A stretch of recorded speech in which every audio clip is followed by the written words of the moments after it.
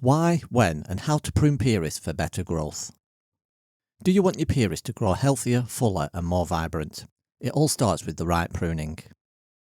Timing matters. Prune too late and you risk losing next year's colour.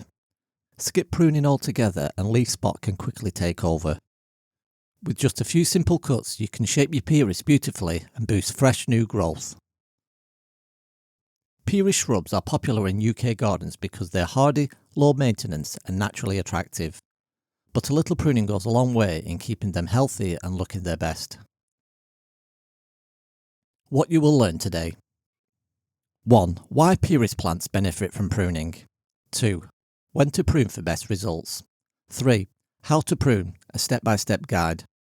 4. Hard pruning techniques. 5. Post-pruning care. And 6. Final tips for long-term growth. We prune pieris for 4 main reasons. First, to remove dead, diseased or frost-damaged growth. Clearing these parts helps prevent pests and diseases and encourages fresh, healthy foliage. Second, pruning helps maintain size and shape. Pieris can grow unevenly and become leggy, so light trimming keeps the shrub tidy and balanced. Third, deadheading after flowering, usually in late spring, encourages stronger foliage and better bud formation for next year.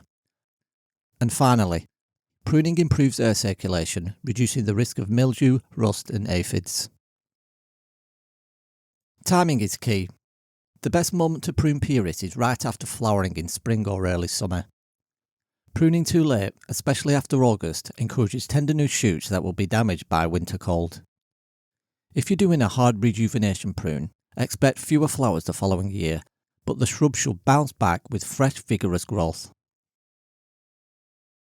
Pruning is simple. Start by removing any dead, diseased or frost-blackened branches. Then tidy the shape by cutting back awkward or crossing branches.